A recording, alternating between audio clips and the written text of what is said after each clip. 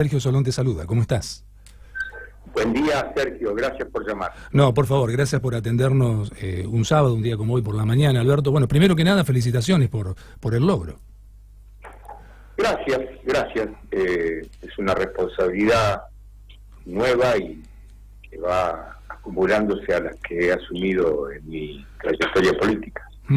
La vamos a tratar de cumplir cabalmente. El partido UNIR tuvo mucho que ver, más allá que obviamente se unieron a Juntos por el Cambio, pero digo, finalmente se integraron, pero ¿usted está conforme con lo que hicieron justamente desde UNIR para que esto termine concretándose de esta manera, con este resultado? Sí, restringiéndonos a la provincia de Buenos Aires para no hablar de todo el país. Nuestra gente, nuestros dirigentes participaron activamente en Bahía Blanca, en Mar del Plata, en el Gran Buenos Aires, en Junín, en todas partes, Pergamino, en todas partes integraron en algunos casos la lista de concejales, pero a lo mejor sin necesidad de ser parte de la lista, participaron plenamente, activamente en la campaña, organizaron actividades. Por ejemplo, en Bahía Blanca, nuestro dirigente Carlos Alba participó en la lista, pero digamos en una ubicación que era imposible que fuera elegido concejal, pero sin embargo trabajó intensamente.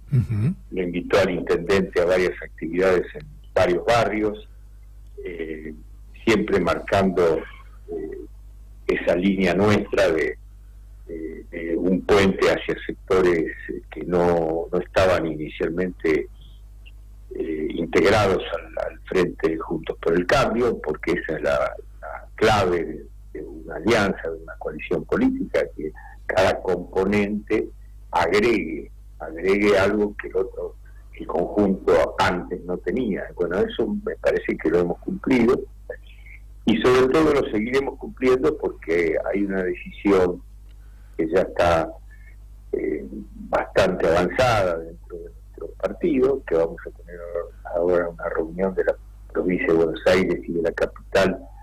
Después haremos un plenario nacional ahora el 7 de noviembre, jueves. Creo que ya está avanzado, digo, la idea de que tenemos que continuar en el Juntos por el Cambio y darle más institucionalización a esa coalición política, porque no solamente tiene que ser institucionalizada cuando gobierna, sino también cuando se es oposición. La forma orgánica de agrupar y de seguir agrandando la alternativa republicana que tiene la política argentina a partir del 27 de octubre. Por Juntos por el Cambio, bueno, ganó siete diputados, ¿no? Por el PRO concretamente, y bueno, creo que fue una bastante sorprendente en algunos casos para algunos. Bueno, entraron, por ejemplo, de Cristian Ritondo, María Luján Rey, Silvia Los Penato, Waldo Wolf, bueno, usted, claro está, Mercedes Jouri y también Sebastián García de Luca, ¿no? En lo que es Juntos por el Cambio, insisto, en estos 7 lugares, por el PRO, ¿no? En este caso estoy también identificando concretamente. Alberto, ¿qué lectura ya, pasando unos días, a veces uno está con la adrenalina del momento, de aquel domingo 27, haciendo un poco de revisionismo, pero al pasar los días las cosas se van como reacomodando. Ya habiendo pasado unos días, ¿qué lectura, qué le dejó el 27 de octubre?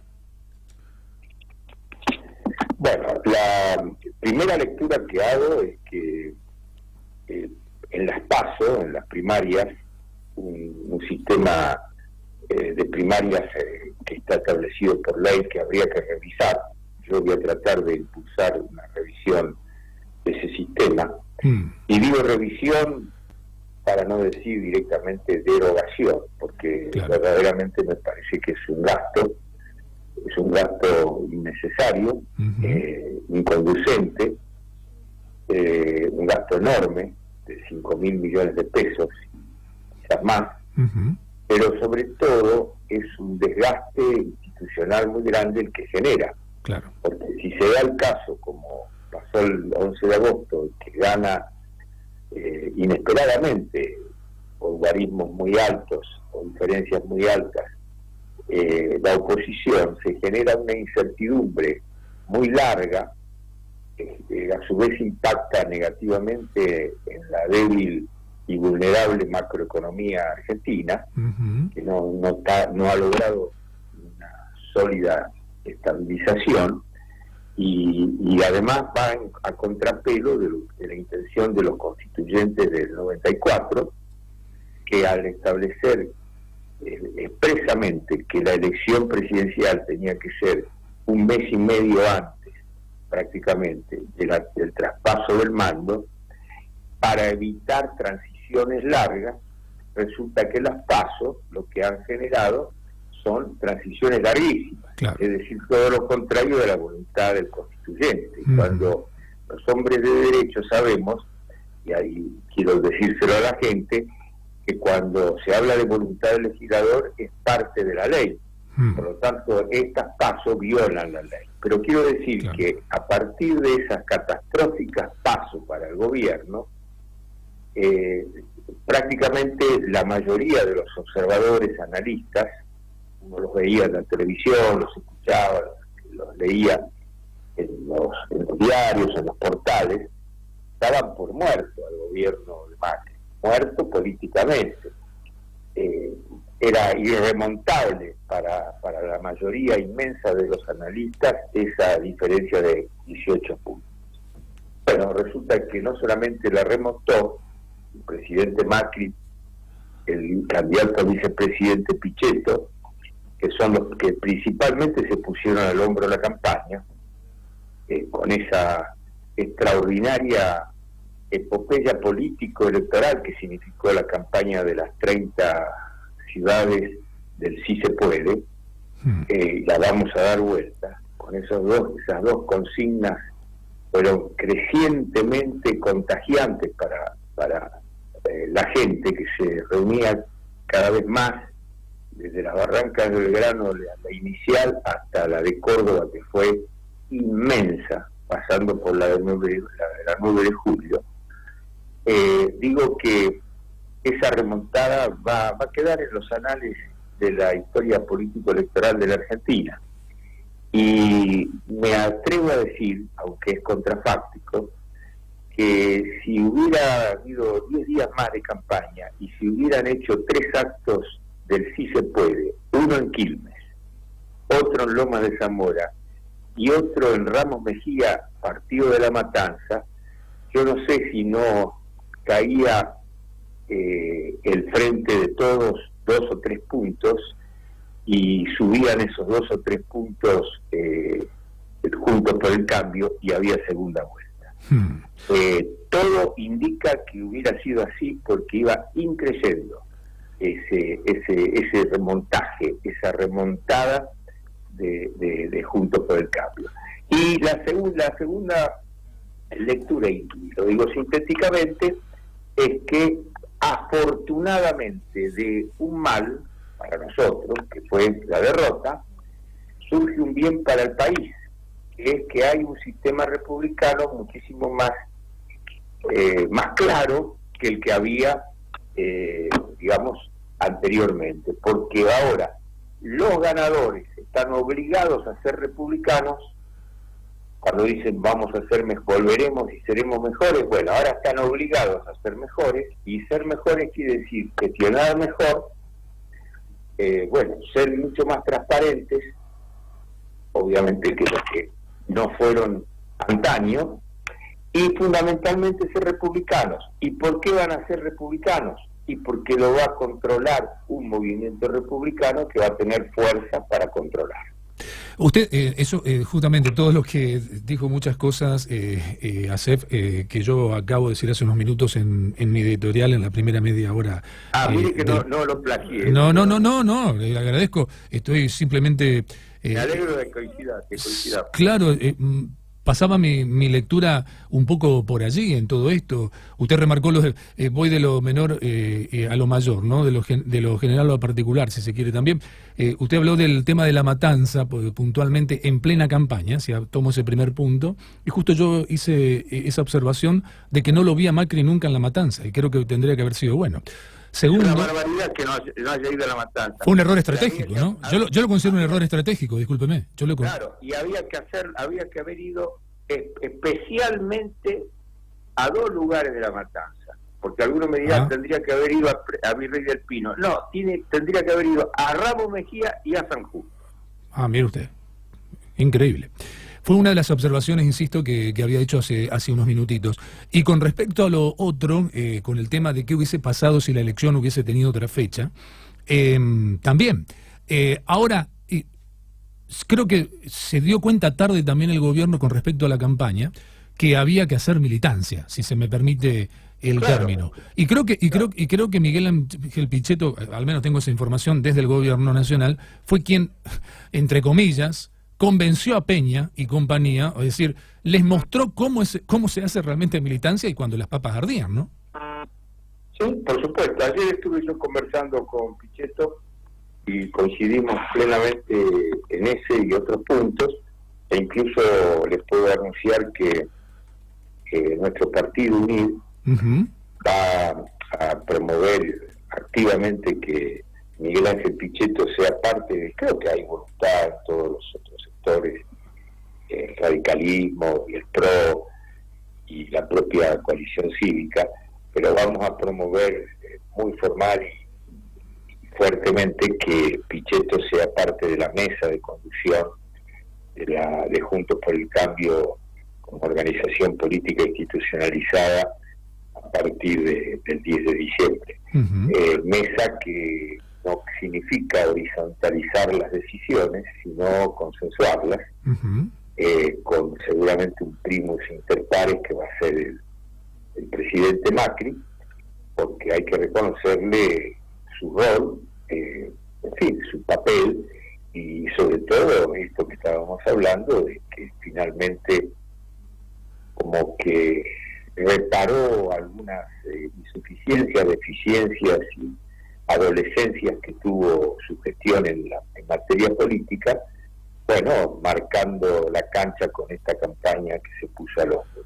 Sí, siempre nos queda como demérito o déficit no haber obtenido la lluvia de inversiones, no haber obtenido el control de la inflación, pero bueno, también se debe aprender de algunos errores que se cometieron, y siempre hay resiliencia para quien sigue luchando y no se da por abatido. Es decir, y eso va a ser bueno para el país, porque también nosotros tenemos que apuntalar.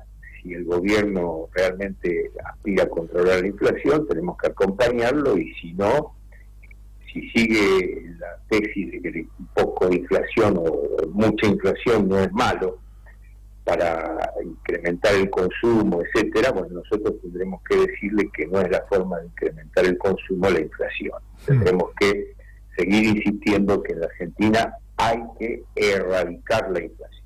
También me pregunto, Alberto, y también lo comenté en la editorial de hoy, digo, ¿qué hubiese pasado con estas hipótesis que estamos haciendo de distintos escenarios?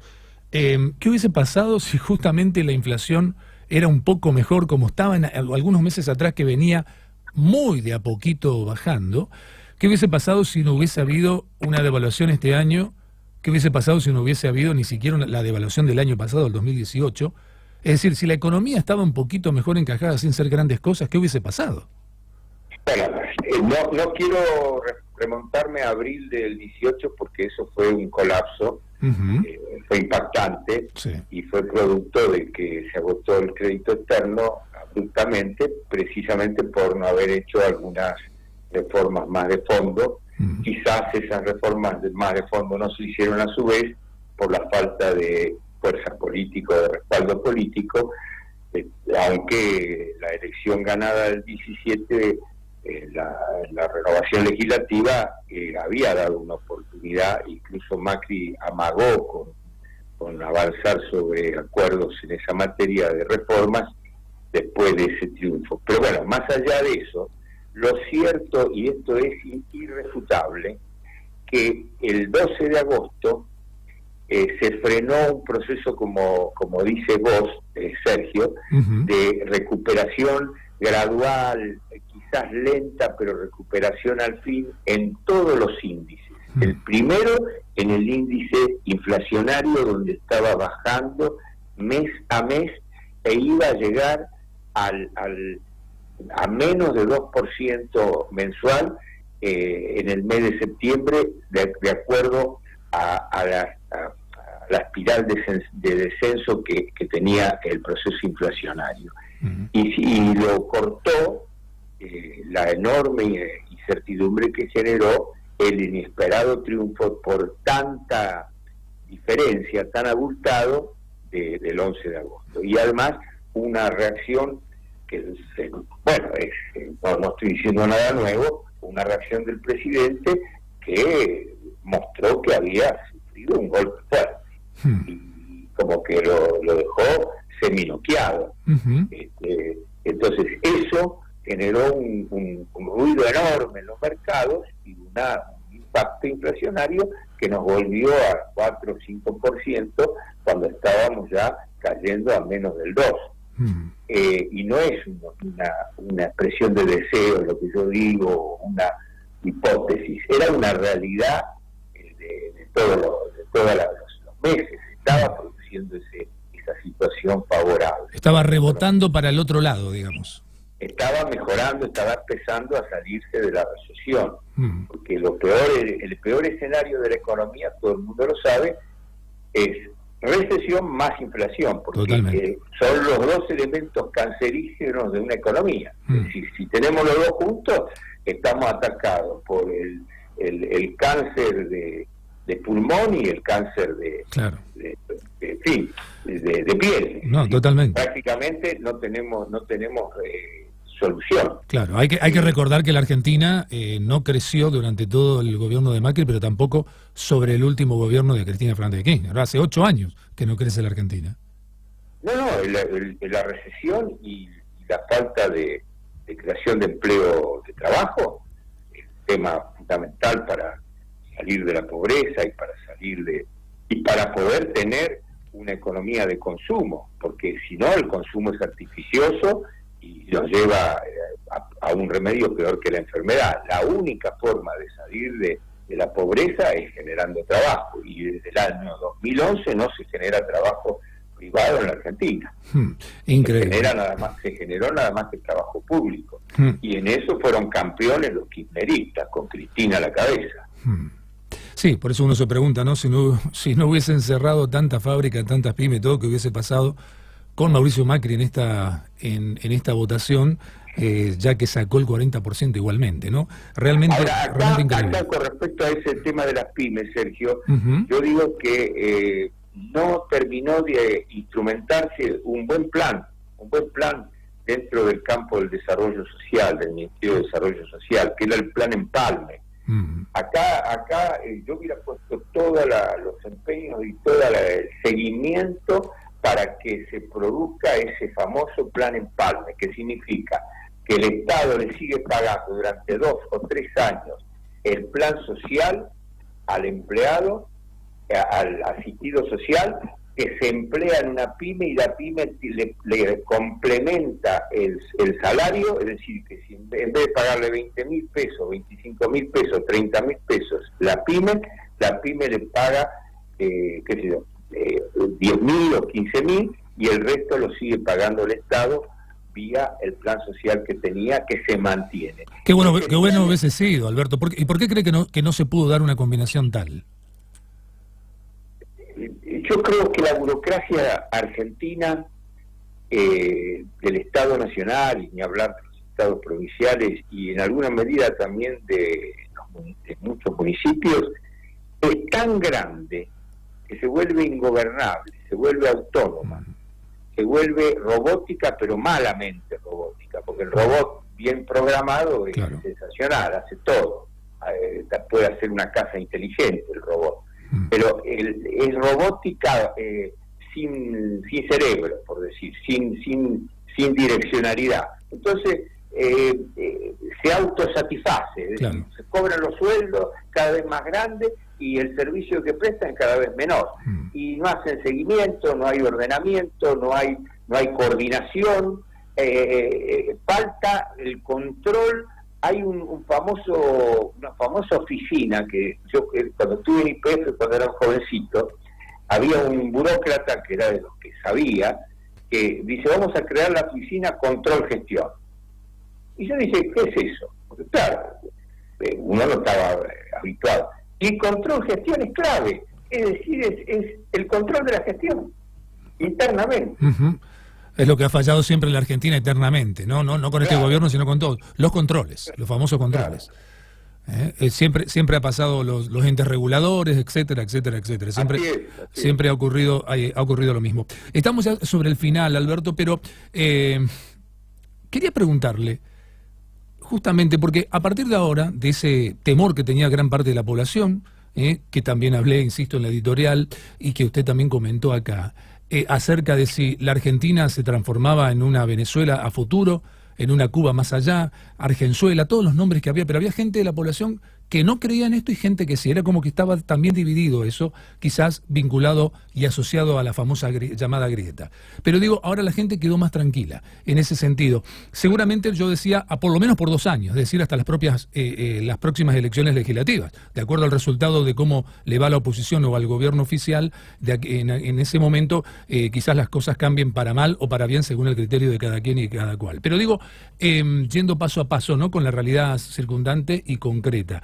Muchos, como siempre, pero ya desde las PASO, pero más que nunca ahora, desde el 27 de octubre, mucha gente se pregunta quién es verdaderamente el presidente electo, quién es Alberto Fernández, y quién mejor que usted, justamente Asef, para poder darnos un pantallazo desde su lugar, ya que más o menos los comienzos en política de Alberto Fernández tuvo que ver con usted. ¿Usted lo conoció? No solamente lo conocí, sino que fue el presidente de la juventud de nuestro partido cuando estaba naciendo, en el año 83. Él fue presidente elegido por el voto de los jóvenes. Uh-huh. Fueron con una urna que se instaló en nuestra sede a votar por una lista de autoridades juveniles y el presidente que surgió electo fue Alberto Fernández, que era y activo y vigente en esa etapa cuando todavía incluso no se había recibido de abogado. Uh-huh. Estamos hablando del Partido Nacionalista en aquel momento. El Partido Nacionalista Constitucional, que quiero recalcar constitucional porque siempre fuimos lo que hoy somos, republicanos. Bien. Porque hubiéramos podido ponerle como nombre republicano en lugar de constitucional y fue simplemente un consejo que nos dio alguna gente entendida en opinión pública, etcétera. Dijeron, bueno, la gente hoy quiere volver a la Constitución. Estábamos en 1983, salíamos del gobierno militar y así que era más importante recalcar constitucional que republicano. Pero si no, yo te digo, ahora con el diario del lunes le hubiéramos puesto Partido Nacionalista Republicano. Claro. Pero nacionalista con el marco de la defensa de intereses nacionales, de valores, de tradiciones propias, identidad, pero no estatismo, porque justamente el verdadero nacionalista no es desde el punto de vista instrumental un estatista. Uh-huh. Es el que promueve y prefiere todos los instrumentos que le hagan bien a la nación. Si a la nación le conviene alentar la iniciativa privada, la propiedad privada, como dice la Constitución, precisamente lo estamos hablando de constitucional, no vamos a hacer estatizar hasta los kioscos, claro. Como algunos locos. Uh-huh. Tienen esas ideas totalmente demenciales. Uh-huh. Yo lo conozco, sí, obviamente. ¿Cómo lo definiría? ¿Cómo lo definiría usted? Yo lo defino como un hombre muy pragmático, que puede, para caracterizar la última etapa, puede decir que el gobierno de Cristina fue deplorable, en declaraciones con los periodistas en la televisión hace 2 años, que fue lamentable, que fue cubridora del pacto, con el pacto con Irán, y cubridora de los que atentaron contra la AMIA, cosas gravísimas como la que dijo, y a los 2 años ser ungido por Cristina. Eso habla de un pragmatismo extremo, un pragmatismo hasta el paroxismo, diría yo. Eso es Alberto Fernández. Dentro de con esa condición pragmática va a tratar de navegar entre 2 corrientes muy distintas del justicialismo, del Frente de Todos, que es la corriente de los peronistas tradicionales, los peronistas ortodoxos, muchos de ellos los gobernadores, representados por los gobernadores, por algunos intendentes del conurbano, y los neoperonistas, no en el sentido del bandorismo de hace 30 años, sino el neoperonismo, que son los marxistas que se han incorporado paulatinamente al peronismo. Han hecho entrismo, el marxismo ha hecho entrismo. Yo conozco muchísimos comunistas y no estoy haciendo una estigmatización, estoy haciendo una descripción. Conozco muchos comunistas que hoy están en el Frente de Todos y tienen un ropaje peronista, pero no son peronistas en el sentido originario del término, ¿sí? Con sus defectos, con sus virtudes. El peronismo es una cosa y el marxismo y el comunismo es otra. Entonces, en esa puja entre el marxismo oculto pero existente y el peronismo residual, navega Alberto Fernández, que tiene una formación mucho más parecida a la que digamos representa, por ejemplo, nuestro partido, republicana, nacional, con un sentido nacional republicano, pero que en el andar ha mostrado ciertas tendencias a tratar de conformar a tirios y troyanos. Por ejemplo, el felicitar a Lula por su cumpleaños, ratificando un enfrentamiento con el presidente Bolsonaro, más allá de la opinión que nos merezca Bolsonaro, está poniendo al borde de la crisis una relación estratégica como es la de la Argentina con Brasil, que está por encima de Alberto Fernández y por encima de Bolsonaro.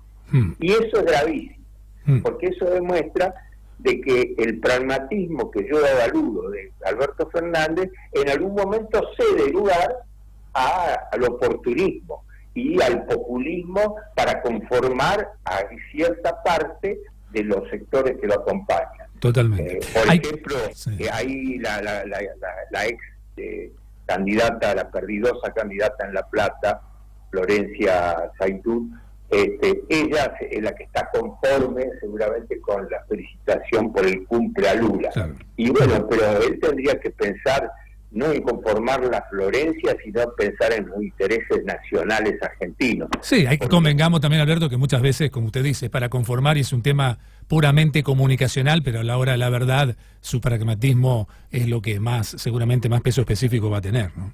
Ojalá. Ojalá así sea. Alberto, muchísimas gracias por haber estado en Ni Más Ni Menos aquí en Radio Realpolitik. Ha sido un verdadero gusto. Simplemente le doy un cosito familiar como cosita final, si me lo permite. Alguien que tiene mi mismo apellido le manda muchos saludos. Lo recuerda muy bien. Yo también le mando a él un gran saludo de mi parte. Muchísimas gracias. Que tenga muy buen sábado, muy buen fin de semana. Gracias. Bueno, ha sido Alberto Asef,